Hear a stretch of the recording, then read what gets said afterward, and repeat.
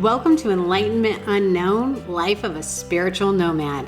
Join Reiki Master and Quantum Healing expert Wes Coons as he guides listeners through the depths of self-discovery and spiritual enlightenment to uncover the version of you we haven't met yet.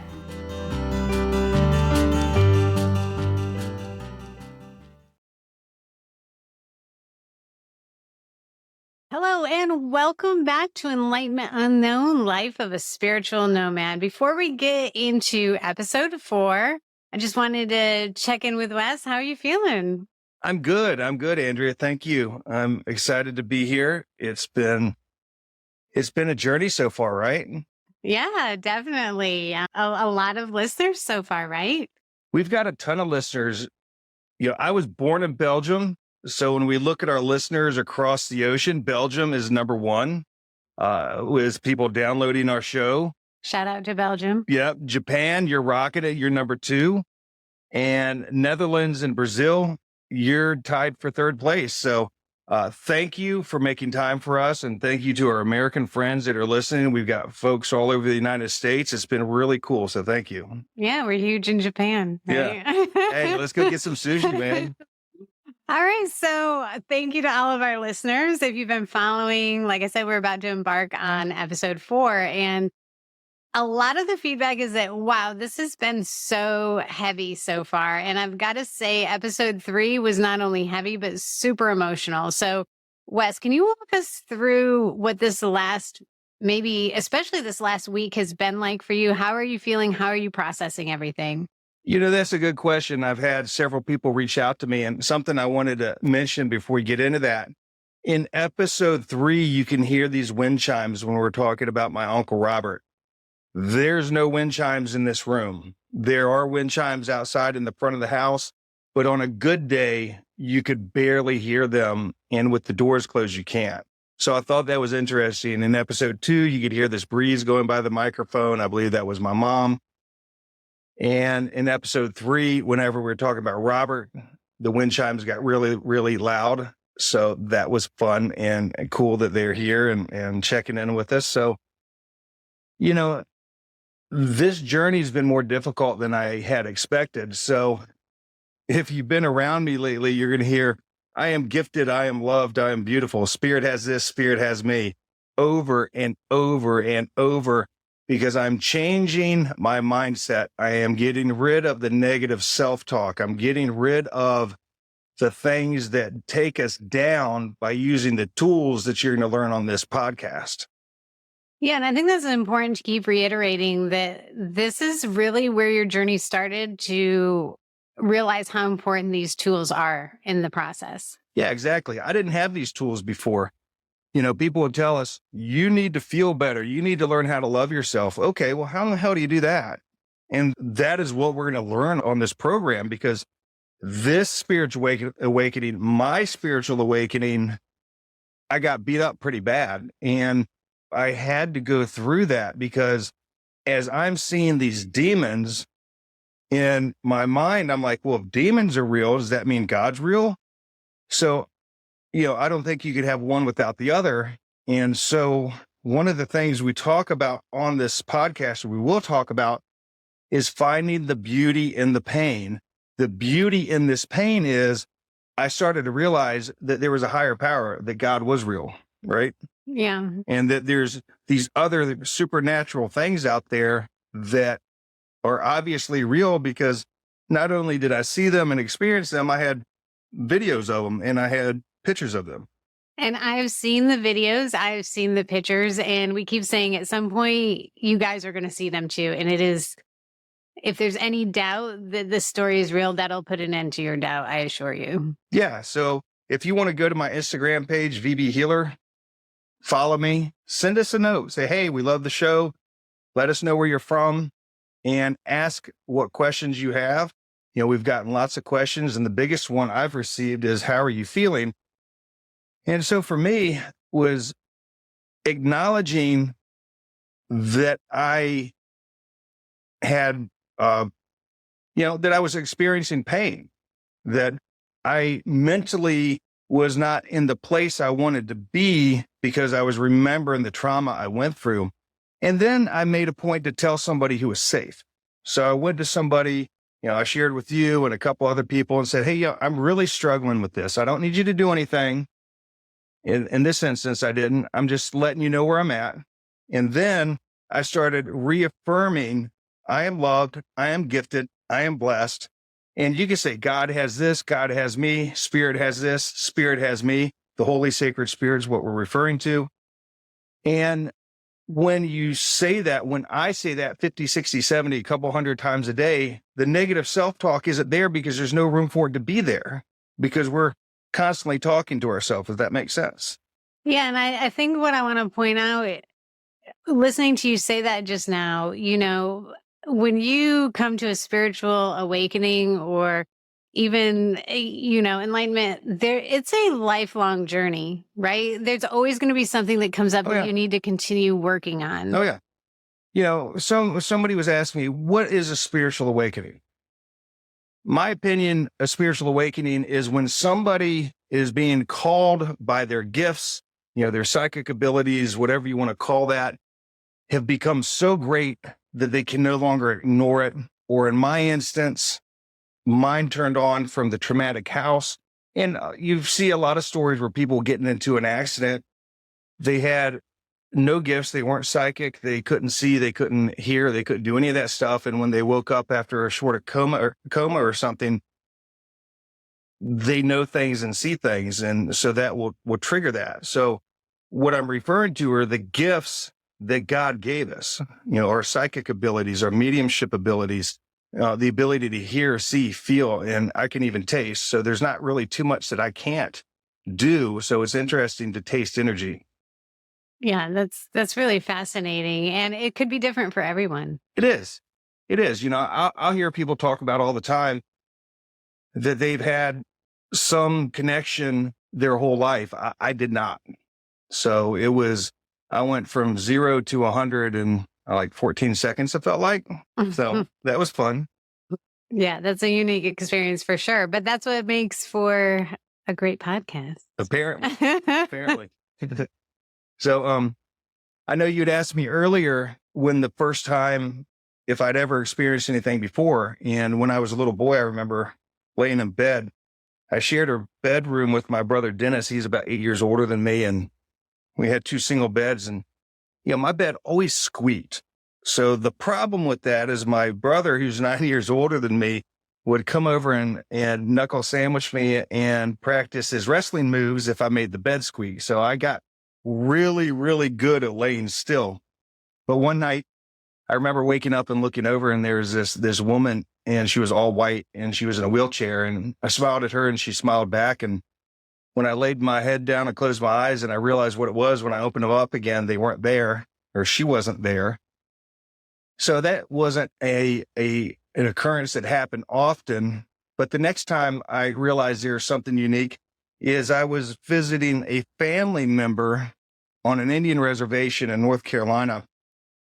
And Uncle Carol told me, he said, don't go far from the house. There's mountain lions. Well, I'm a little city boy and I was about 10. So I went out down the driveway and there was a mountain lion there. And I remember when the mountain lion made eye contact with me, she bowed down. There was this energy exchange.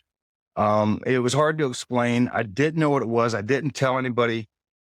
But I was talking to a friend of mine this weekend who lives on a reservation up north. And she was telling me, she said, well, Wes, that was one of your spirit animals. They were recognizing you and they were honoring you with that. Mm-hmm. It was pretty cool. So you did have these couple of instances as a child. And would you say that was pretty much it until after this haunted house experience? Yeah, pretty much. Yeah. Pretty much. So, the first, what we've covered so far is maybe 60 days of a 9-month time period. And one of the things I didn't understand and realize or comprehend at the time is that I was seeing in other dimensions. I was experiencing things. So my psychic abilities were turning on, my mediumship abilities were turning on. I was being able to hear dead people talk. And even to the extent where I could touch things and I could taste the berries that were in these pots, in these bowls that carried food. So on top of the demons and everything, my whole world was changing. So it was a lot, it was a lot to process. Yeah, and I'm sure there's a point where you don't even really process it until you get some distance from it. It took me a while. It took me a while. I think, it took about 9 months to fix the house. And it was probably another 5 or 6 months after that, somewhere in there. Well, maybe about 4 months that I started to realize God gave me something special. Right. Yeah. He It did was for cool. sure. Yeah. Yeah.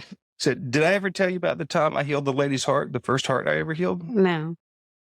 I like to tell people that I fix broken hearts. So the house was fixed, sold the house, living down at the ocean front. And I was talking to this girl on Facebook and just kind of starting to get into the spiritual community. I was up in Washington, D.C. on business. And she said, I've really got a headache. And I had just taken my Reiki 1 course. And Reiki is the Japanese version of the church's hands-on healing. It's how Master Sui back in the day wanted to know how Jesus healed people. And he went on a pilgrimage. And when he was done, he learned how Jesus healed people. And they teach that, and it's called Reiki. So you take and you channel the Holy Sacred Spirit through your crown chakra into your body, into your hands to heal yourself or somebody else. That's what it is. So this girl had asked me to help her with her headache. And I'm like, well, I'd just taken my Reiki course and I still didn't know what I was doing, but I'm like, hell, why not? Right. Yeah. So I remember I get off the computer, I was sitting there and for some reason in my mind, I could see her in front of me and I reached out and I pulled her energy in and I remember I could feel her face. And as I was working on her, putting energy into her head, trying to heal the headache, not knowing what I was doing, I could see her heart. And I remember I reached in, I pulled it out and I could see her heart and there's 3 metal pins in it. So not knowing what I was doing at all, I pulled the metal pins out and threw them away. I threw them to the foot of Jesus and I started blowing energy into her heart and I put it back in and finished doing this little healing session on her. And afterwards, I called and she said, what did you do to my heart? So I kind of got a little nervous. I was like, I didn't know if I did something wrong.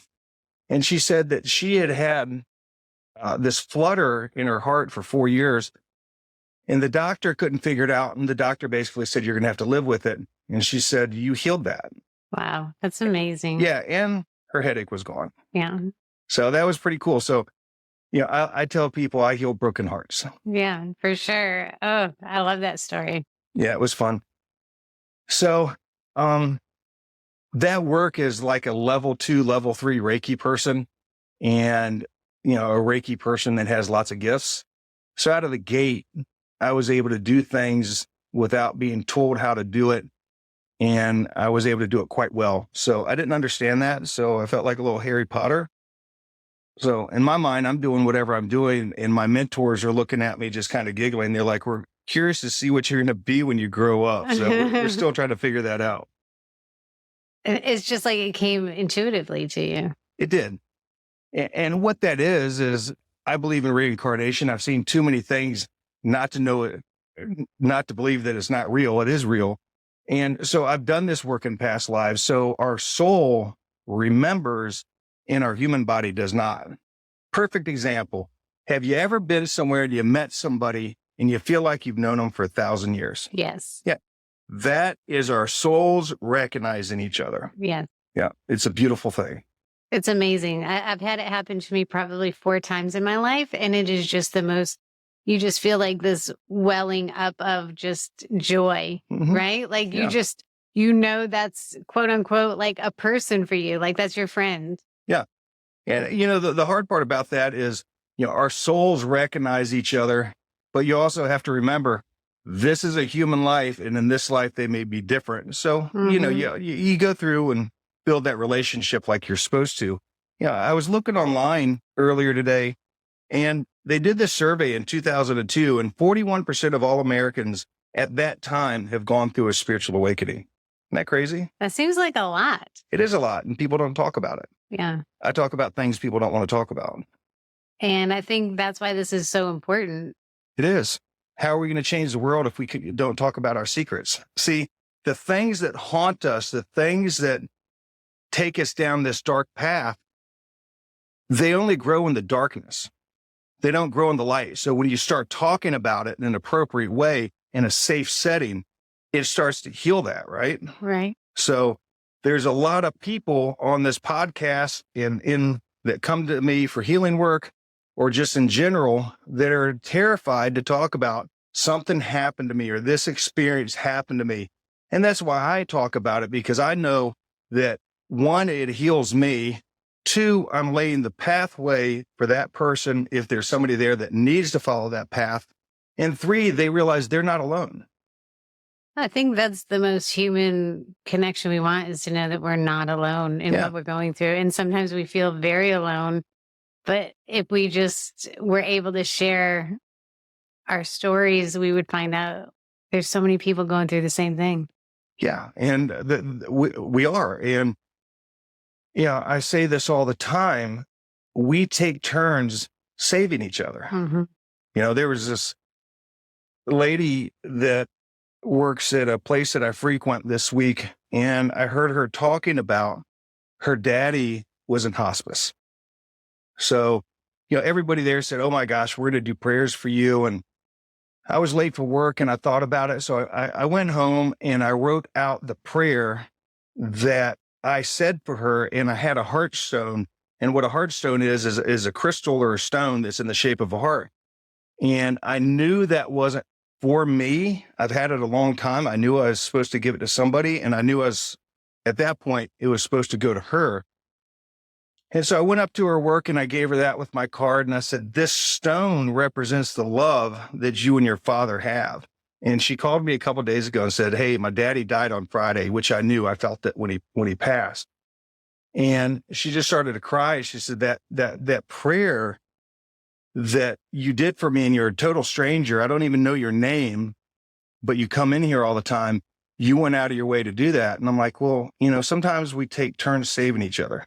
Yeah.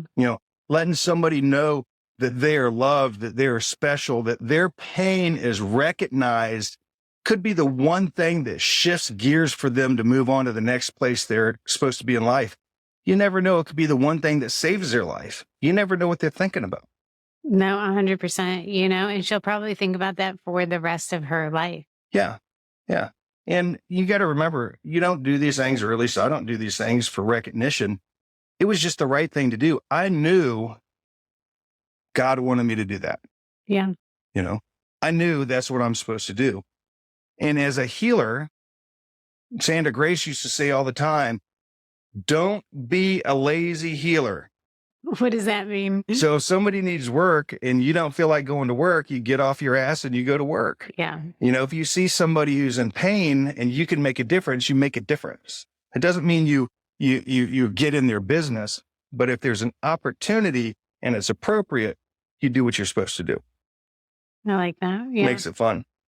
And I feel like at some level we're all healers and we all need to go to work, right? Yeah. Everybody can do this. You don't have to go to Reiki class to learn how to do self-healing. That energy is going to flow through you at some basic level. However, if you go to the course, now I personally went to the Reiki Wellness Center in Virginia Beach. Mm-hmm. Fantastic place to go. There's other places that are just as good, but that's where I got my training. And once you take that class, you get an energetic download, and that download helps. I explain it as you're the computer, they're putting the hard drive in the computer, and now your connection to God is greater. Yeah. It made all the difference for me. So after Reiki 1, I was, we're in class sharing things, and I'm talking about, hearing dead people and seeing inside of people and telling them, "Hey, I seen this lady's heart and I pulled it out of her chest and I did this, and she had 3 metal pins in it." And kind of everybody's looking at me like, "Dude, what?" I'm like, "Oh, and you guys didn't see those things?" You're like the senior showing up to kindergarten. Pretty much. Pretty much. So I didn't know. I'm just sharing what I was doing. And so I don't know why I'm blessed with the opportunities I have, but I can tell you this. I remember being a child, just begging God, I wanted to be special, because I didn't have any friends, and the neighborhood kids, I didn't quite fit in. I didn't fit in school. My brothers beat me up because that's what brothers are supposed to do. So I was a pretty lonely kid, and I just wanted to be special. And I remember thinking to myself, God gave me this opportunity. Now I'm special, and I'll never turn my back on you. I will do this work at a high level. I will tell everybody about what's going on. Yeah. Yeah. And that's what you're doing. Oh, yeah. Yeah. And when I first started learning about this work, I was told all the time, you can't talk about it. I'm like, well, how do people find you? He says, oh, they just got to ask. I'm like, how do they ask if they don't know? I'm Yeah. like, fuck that. I'm telling everybody. I talk about it. And every once in a while, you'll get somebody look at you like you're crazy. But 98% of the time, somebody sits there and says, yeah, I know what you're talking about. I might not have it at your level, but, I've got ghosts in my house, or, my dead uncle comes into the home and I can see him and things of that nature. And these are some of the gifts that, they're seen in other dimensions. And the reality is, what I help them understand is, you're not crazy. You're not alone, and it's okay. Yeah. It's not demonic work. It is not that. It's a gift that God gave you. That's what I believe. Oh, I believe that too. 100%. And Andrea, all the children that are being born now are already, their gifts are turned on. They're already enlightened in that way. I met a little boy last year. I don't know, he was 6. And he was telling us how his mommy has been his mommy in 3 lifetimes, and all these other people are who they are and who they were and where they lived and stuff. Wow. I've seen that more and more often. God is changing this planet, and it's going to be cool to see what it looks like in 30 or 40 years. Yeah, I can't wait. I think it's going to be a better planet. Yeah, it's going to be fun. So I think last episode, we started talking about Linda and Kathleen showing up, right? Yes. Mm-hmm. So Linda is like 5 feet tall. And you ever meet somebody that you just don't want to piss off? That's Linda. And she's got a heart of gold. I absolutely love her. And Kathleen's got this smile on her face. They both do. And, they're just the sweetest people. But I got to be honest, I don't want to make Linda angry. So, they started coming over, and we're saging the house and doing things like that. And we just couldn't quite get it fixed. So she came over one day by herself, and she said, I talked to Sandra Grace, so we got a plan. I'm like, all right. So Sandra Grace was out of town at the time. Still, she traveled a lot. And, we're going through this house, saging, and it was sage is this sacred leaf or whatever you want to call it that you burn, and it helps move entities and stuff out of the house and clears it. Well, the whole process was we were going through the house clockwise and systematically going upstairs. As we did this, we were pushing a demon as we were doing it. And the demon got pushed into this custom closet that I built. So, we're very detailed in everything we did. And so we get up there, and we finally get this demon cornered in the closet, and we close the closet, and you can hear this banging around in there, and you really couldn't see anything, but it was crazy listening to the doors bang and these bizarre sounds coming out of the closet. And so Linda says, whatever you do, don't open the door. So I had it was a double door, so I had rope on there. Then I put tape over it, and I'm spraying the outside of the door with holy water. And I had construction people in the house a lot at that time. So I had a note in there, do not open. Then I put furniture in front of it. So needless to say, I was pretty scared. And, that stayed in there about a week. And I don't remember why, but Sandra Grace came back and said, you have to let it out. And I still don't understand why we had to do that. And I'm like, so freaking let me understand this. We went through all of this stuff. And on the in-between that week, the house was pretty good, right? I mean, it wasn't perfect, but it was pretty good. I think I maybe slept in it once, but something shifted. And, as I'm walking down the hallway, you hear this thing banging in there. And of course, me being me, I'm running my mouth at it. I'm like, fuck you, we got something for you. And the whole time I'm like spritzing holy water at it in a spray bottle saying, please God, don't let it out. So she says, hey, we've got to let it out. And I'm like, okay, why? And she said, I don't remember what she said, but she said we did. So Linda, we unlocked the door and she runs in there. And one of the things she had to do was open that other window, and there's a spiral out window, you crank it out. And I remember her cussing and screaming and you could see her getting thrown around the room. And I'm not going to say the words that she was saying. It was way worse than I say on here, but so she gets the window open, she opens the door, she's all right. I think it was supposed to leave the window or something. And she opened the door, and whatever it was freaking pissed off. I mean, it came blowing out that door and blowing past us. And I just looked at her. I'm like, I think we just fucking fucked up, man. So needless to say, I slept in the trailer that night, but whatever that was furious. So we got out of the house pretty quick. And so Linda kept coming back and doing those things. And, one of the things I noticed is my German Shepherd Kennedy was acting weird after we came out of the house one time. And she goes, well, she probably has an attachment. Something has attached to her. And I didn't understand what that meant. And so she's got her hands on either side of Kennedy and she does something. And all of a sudden, Kennedy looks back and she's like watching something leave her back and watching it go out the garage door. I'm like, what is that? And then Kennedy started acting normal again. It was really bizarre. So I know how to do that work now. It's pretty simple. But I just remember constantly just scratching my head saying, what in the world? How is this real? How is that real? How do these people even know about this stuff? I mean, why is it not on the 6 o'clock news for people who need it? It's like they're real life Ghostbusters. They are. I've got people that contact me from all over the world to do long distance work now. I was working on a house in Richmond, I don't know, 6 or 8 months ago, right? So when somebody starts talking about a house that I can instantly see the house, I can connect with it. I don't need the address. I don't need any of that stuff. It's just how my gift works. And there was a demon in this house. They were telling me how the young man that was in there had done some really horrible things to the family. And that there was this stuff written on the walls in a half closet in the room over the garage, right?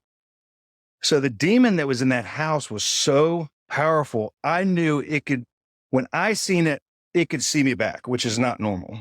That's creepy. It was creepy. So I'm talking to this lady in Richmond, which is 100 plus miles away from me. Never met her before, never been in the house. And, I start hearing something on the front porch. I could hear these nails on the glass. No. So I knew what it was. The demon came to my house, but it couldn't get in because of the protection I have. It kind of frustrated me a little bit that it made it on the property, but I fixed that later. There's rocking chairs on the front porch. The rocking chairs are being pushed around. You can see them moving back and forth and hear them getting pushed. And so I get off the phone and I go out and I deal with that demon. So basically I bring in Archangel Michael and he takes it away quite quickly. But,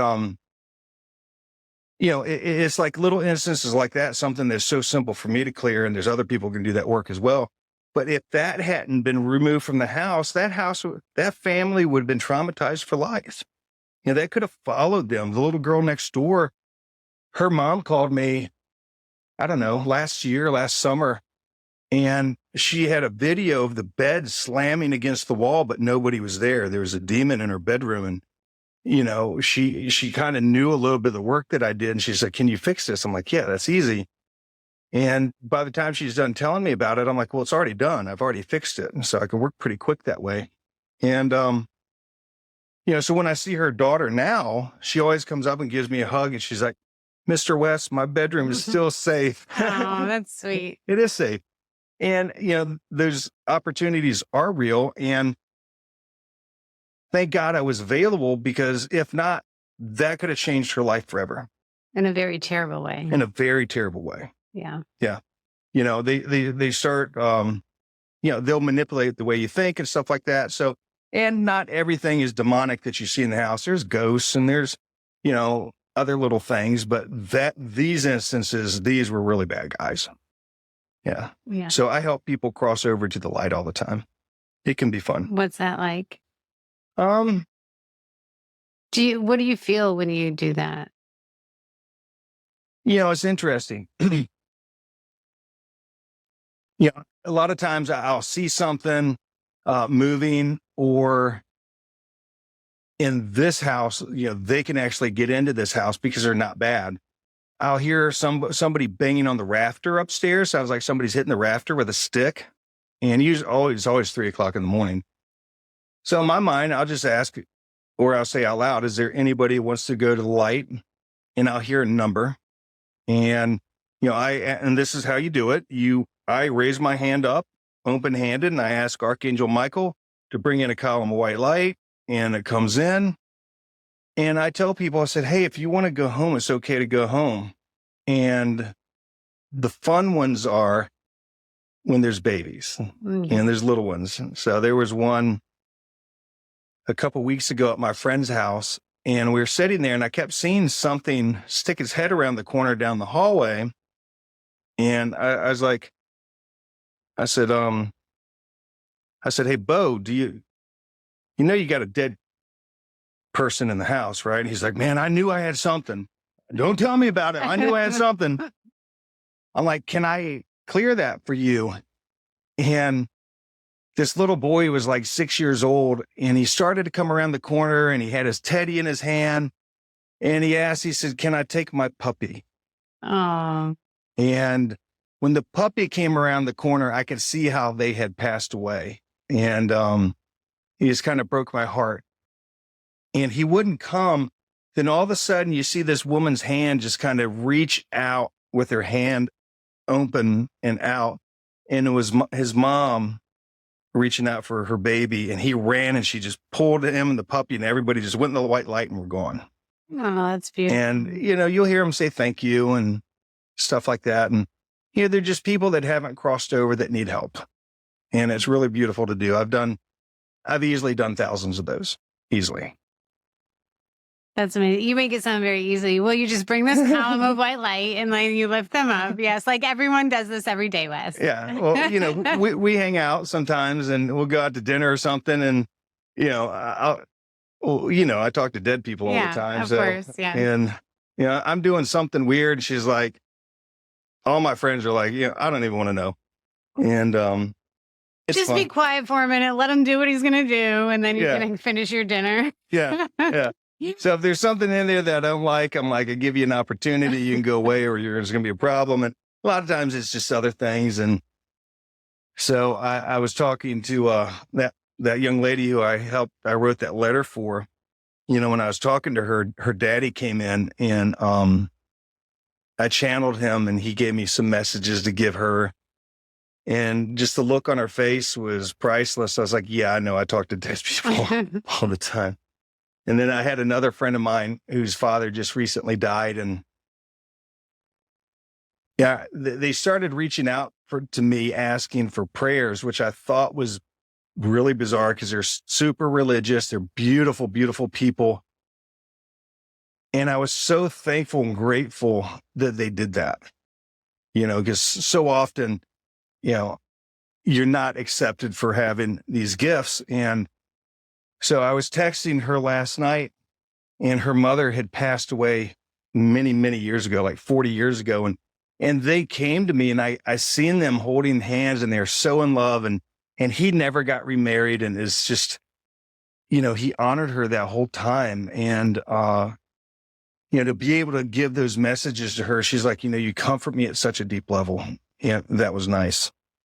Yeah, and that's the one thing you saying that, you brought her comfort. That's so beautiful. And like when we had the first episode, the one thing you talked about was hope. And I think it's those Mhm. kind of stories that give people hope. Yeah. So we're going to finish up here in a second, but what I want you to think about, and we're going to talk about this a lot, is finding the beauty in the pain. All right. So the beauty in this awakening so far for me, which took me a while, a couple years to process and get to that point. However, I could do it much quicker now, is the demons showed themselves to me to help me understand that God is real. Right. Yeah. The, all those different experiences were shown to me so I would not be afraid of the work I'll ultimately do. So, which I do now, I do a lot of healing work. We help people cross the light. There's some dark work that I help with. People have dark things in their house I get rid of. And all of those little opportunities were opportunities for me to heal and to grow. At the time, it didn't feel like it, but I prayed to God to be special. So he gave me gifts, and the gifts are, I can taste energy. I can hear things. I can feel things. I know things. And, I've got these psychic abilities, and, I learned how to pray through this process. I learned how to trust through this process. I learned how to accept and receive from strangers through this process. I learned how I'm not alone in this process because people showed up for me. Yeah. Or I could look at it as like, I'm a victim and all these bad things happen. But the reality, the beauty of it is, I had something going on and somebody showed up for me that didn't know me. And that is a gift. Yeah, and you talk about that a lot, the beauty and the pain. And it's the yin and the yang, right? Like you Yeah. can't have one without the other. And I know today we didn't get to talk a whole lot about the haunted house, but I think what's so important is like, this is the flip side of the coin, Yeah. right? Yeah. And this is all part of the haunted house. This is the name of the show is Enlightenment Unknown, because we don't know what it's going to look like. Path of a spiritual nomad, the nomad wanders, we wander through this spiritual awakening. We find ourselves isolated. We find ourselves, spending more time by ourselves. And the reality is the answers that you're looking for are within us.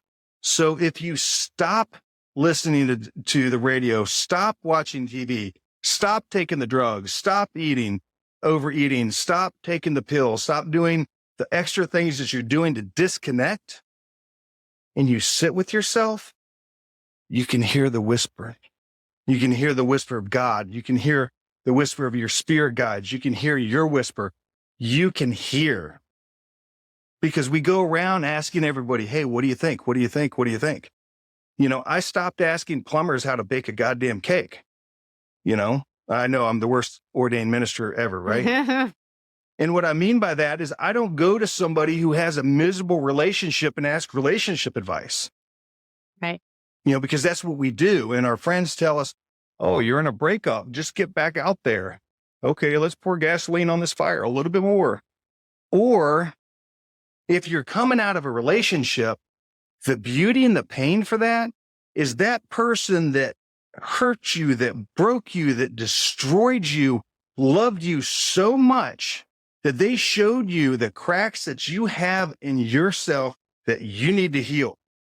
The unworthiness, the sadness, the I don't matter, the I don't trust, whatever that is. So if you look at that, that person doesn't hate you. They've honored their contract with you in this life, and they had a contract when they came into this life to help you learn lessons. And you got a choice. You can start learning those lessons and paying attention to the red flags next time they come around and do something different, or you're going to date the same man and the same woman over and over and over with a different face, because that's what we do. Nobody taught us any different. Yeah, and it's a hard pill to swallow. Yeah. Think about this. You are a direct reflection of everybody in your life. I was talking to somebody today, and somebody had said something nasty to her that they hated her. And she was devastated, and it was a horrible thing to hear. But I told her, I said, so if you want to shift that, where do you hate yourself? Where do you not trust yourself? Where do you lie to yourself? You bring in liars, where do you lie to yourself? And somebody says, oh, I don't lie. Really? You lie and say that you're ugly, weak, and stupid, which is not true. That's a lie. So everybody that's in your life is a direct reflection of what you need to heal if it's not good. That one will piss you off and make you stay up at night. Yeah. Life is a mirror, right? Yes. So next time, we are going to go through meeting Sandra Grace. And Sandra Grace is got this beautiful smile. There's something special about her. She like floats across the room because she always wore this big dress. And she was my friend and she was my mentor, and she's with God now. And I can hear her laughing as we talk. And she would always say, more will be revealed. I'm like, just tell me, Sandra. And she would giggle, more will be revealed, because it was my journey to figure out the answer, not be told. It's going to be fun. And wait, I think in next episode, we're going to cross all these slaves over to the light. Ooh, interesting. It is extraordinary. It is powerful. It is beautiful. And you won't forget that one. Yeah. I'm excited for that one. And we are going to get ready after we wrap this up and do a little behind the scenes. So again, this is your reminder. If you have any questions, go to VB Healer on Instagram. That's VB as in Virginia Beach. Or you can go to vbhealer.com and email, message Wes, whatever questions you have, because we will answer them on the behind the scenes Q&A. Yes. And also on the behind the scenes, there's little nuggets in there that we didn't cover. So behind the scenes in episode 3, we talked about how Scott got crossed over to the light, and that was extraordinarily beautiful. That was beautiful. Yeah. And we talked about like your piercing blue eyes. So if anyone, you forgot to say I'm shockingly good looking too, and humble, yeah, and humble, extremely humble. But thank you very much. We appreciate you listening. Your comments are appreciated. And remember this: there's a version of you we haven't met yet, and together we're going to find that person. And you are loved, and you are respected, and you are needed, and you are gifted, and you are talented, and you can be everything in the life that you want to be. And we're going to help you do that. All right. Stay tuned.